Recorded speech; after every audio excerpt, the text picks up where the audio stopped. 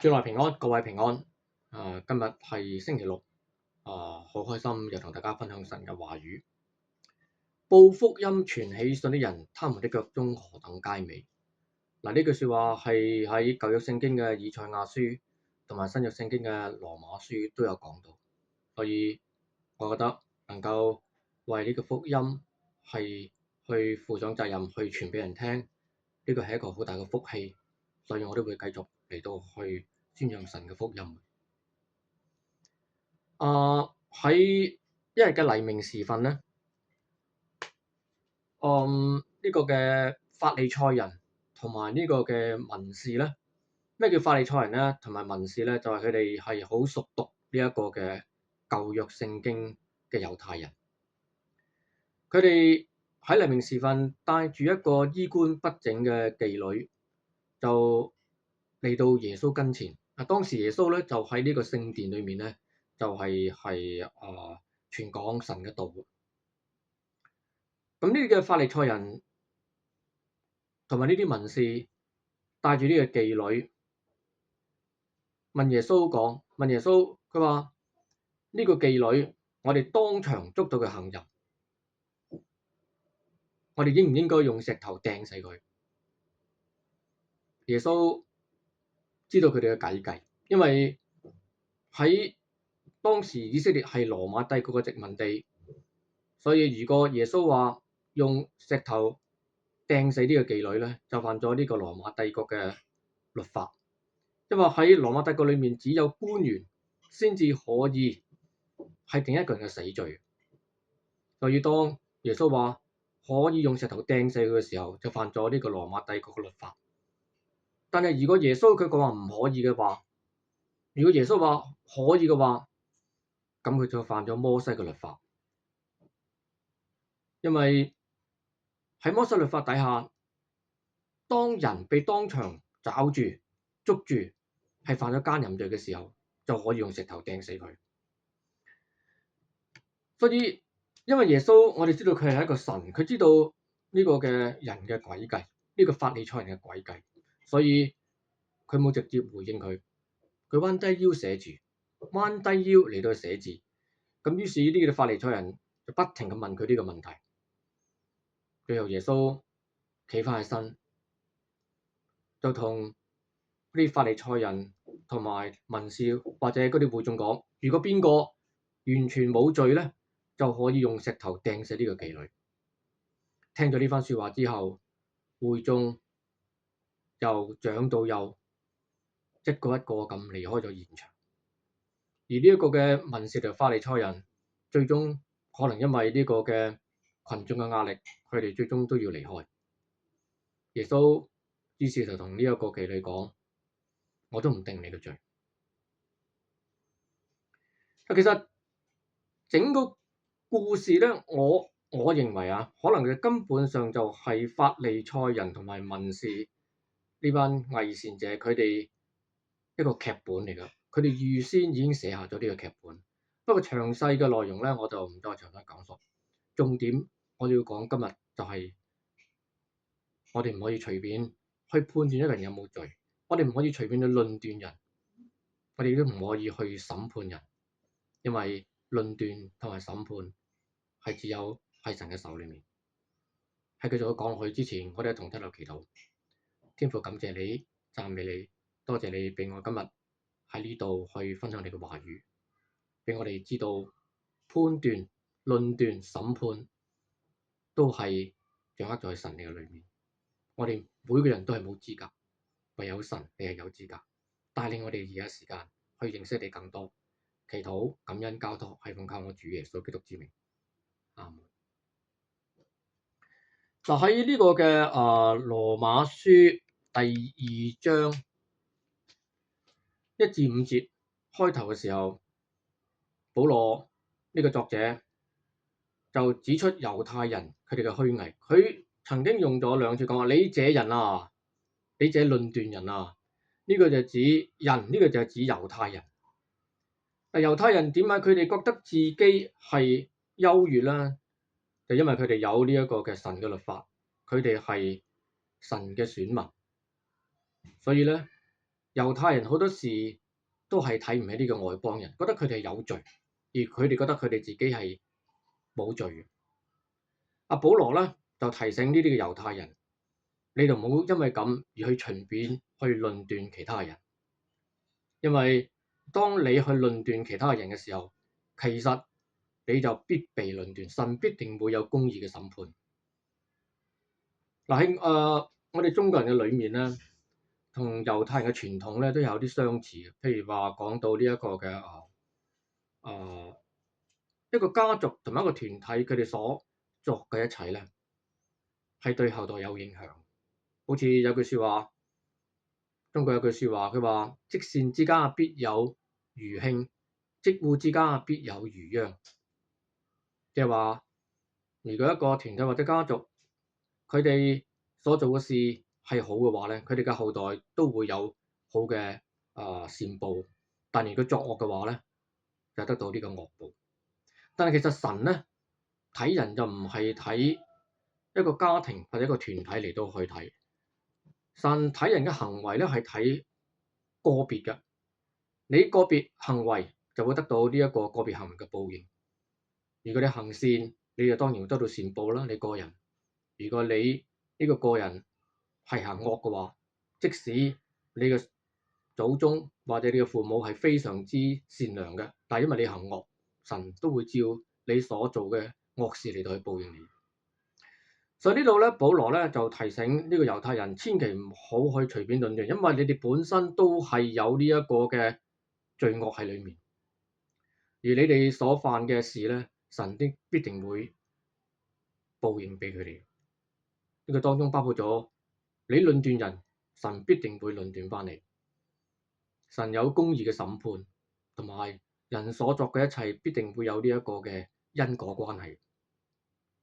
所以喺呢度咧，保羅咧就提醒呢一個嘅猶太人咧，就千祈唔好去隨便論斷同埋審判人。另外喺另一方面咧，我哋會睇到咧，原來人去論斷人嘅時候咧，我哋會睇到咧，好多時係中意去掩飾自己一啲嘅罪惡㗎。因為當我論斷人嘅時候，就話俾人聽，我就冇犯嗰啲嘅罪，但係其實唔係咁嘅。可能你今日真係冇犯到呢個罪，但係有朝一日你可能都會犯上呢啲嘅罪。即使你喺呢一個嘅罪裏面你冇份，你睇人哋睇唔到你所犯嘅罪，但係其實我哋好容易喺我哋嘅思想行為上面咧，都會犯咗呢啲罪。因為我哋生活咗喺呢個充滿罪惡嘅世界裏面咧，我哋好難去完全係逃避到任何嘅誘惑。我哋隨時每一刻都可以係有機會犯上呢啲罪，尤其是喺思想上面。有時我哋會認為思想上面啫嘛，我又冇做過。但係神嘅標準同人嘅標準唔同，所以我哋都要去經常要反省同埋自省，我哋自己有冇做過呢啲罪？好多時因為思想上面有呢個罪，好多時我哋就會喺行為上面有機會就表現出嚟。另外喺第6節至第11節就講述呢一個嘅善惡嘅後果。咁當然呢個同我哋嘅行為亦都有關係啦，係咪？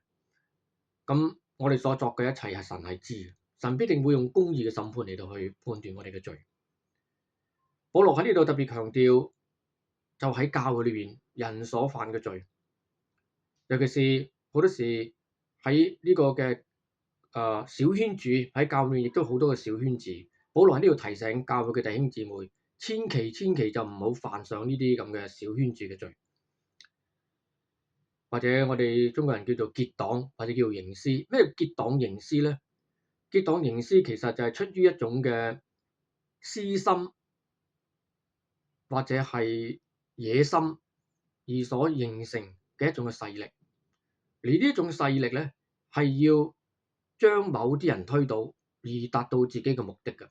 喺保羅喺呢一個嘅寫信俾哥林多教會嘅時候，經常提到佢哋嘅罪，尤其是佢哋弟兄姊妹之間嘅不和。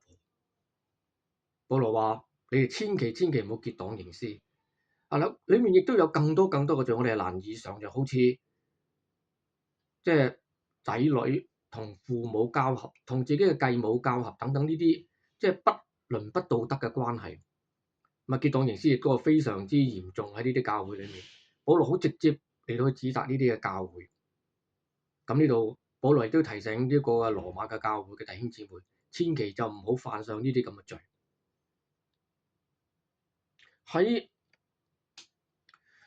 呢一個嘅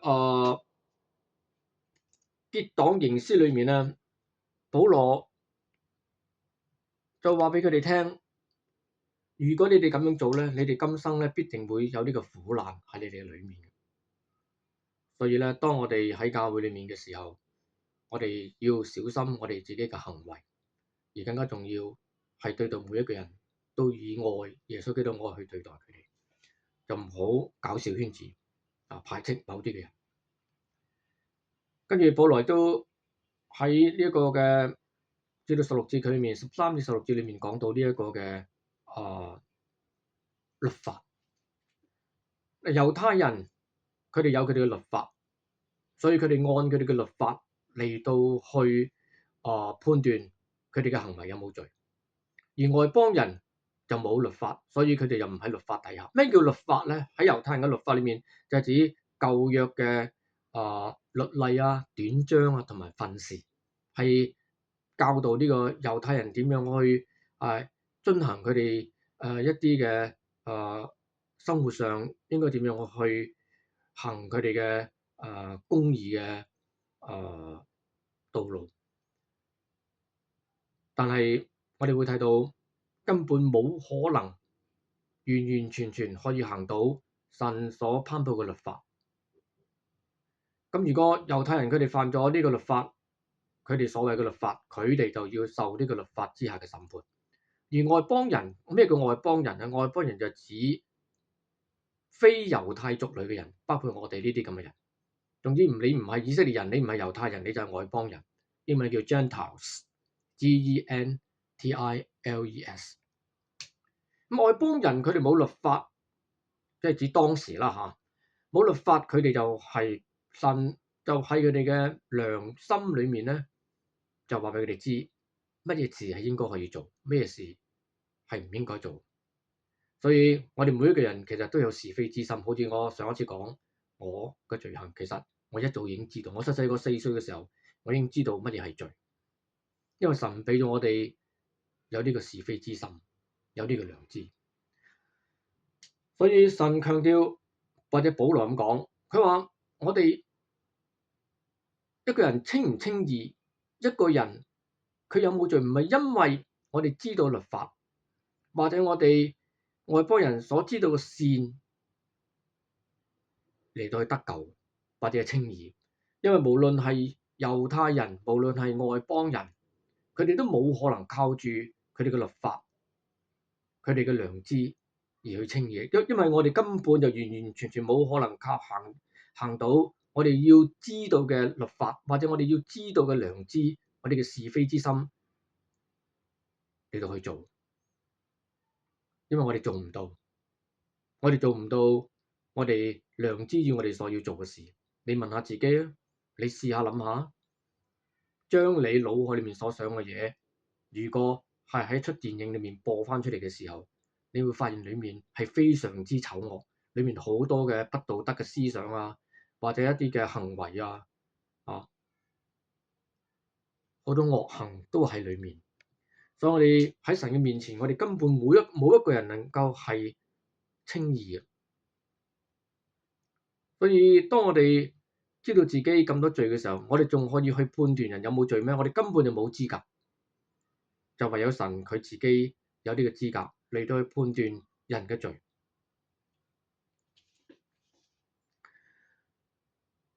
喺度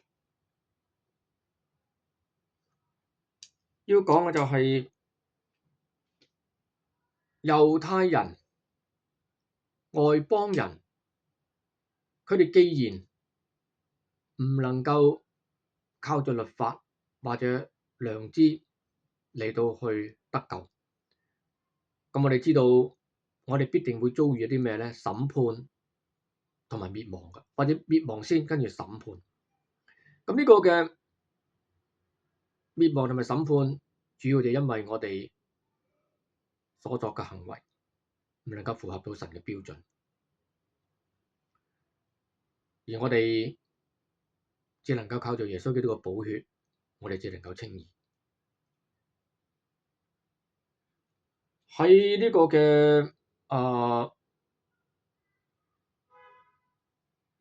判斷或者論斷呢個字咧，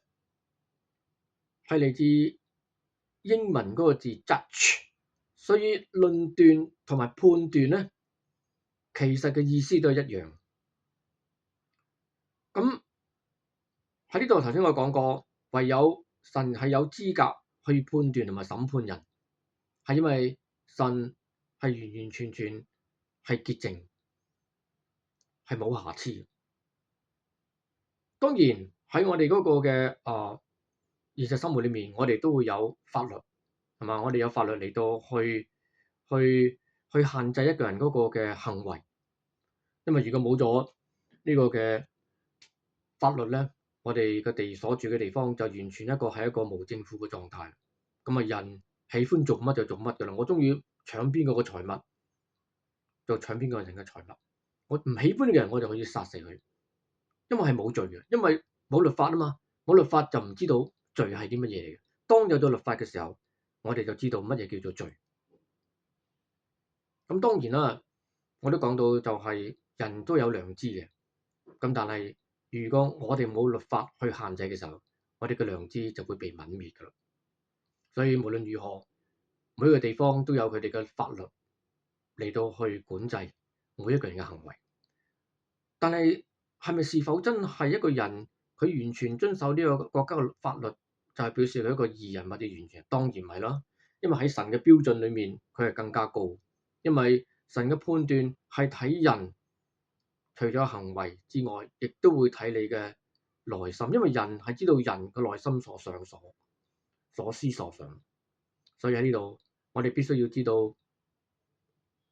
神係一個公義嘅神，神係唔會偏待人啊！無論你係猶太人，無論你係外邦人，即係好似我哋啲咁嘅人，佢一樣用公義嚟到去審判我哋。但係神因為佢有憐憫、有愛，咁所以只要我哋回轉、信靠佢嘅時候，靠着耶穌基督嘅寶血，我哋就能夠喺神嘅裏面得到赦免。喺呢度，希望大家能夠唔好隨便去判斷人，唔好隨便去論斷人。我哋都要學習呢個功課，包括我在內。希望大家能夠明白神嘅心意，同埋明白我哋都每一個人都充滿罪，讓神嚟到去帶領我哋。我哋一同喺度祈禱。主耶穌，感謝你，讚美你，多謝你俾我今日喺呢個地方能夠分享神你嘅話語。你俾我哋知道神你係公義，你係唔會偏待人嘅，你係會按住我哋各人所做嘅一切嚟到去作出判斷。我哋如果能夠係作善嘅神，你必定會用公義同埋呢個嘅尊榮嚟到去加俾我哋。但如果我哋作惡嘅時候，神你必定會有呢一個嘅審判嚟到去懲罰我哋，與教導我哋點樣去依靠你，行你喜歡嘅事，以致我哋能夠蒙恩得神嘅喜悅。感謝你今日俾我喺呢度分享你嘅話語，祈禱感恩交託，奉靠我主耶穌基督之名，阿門。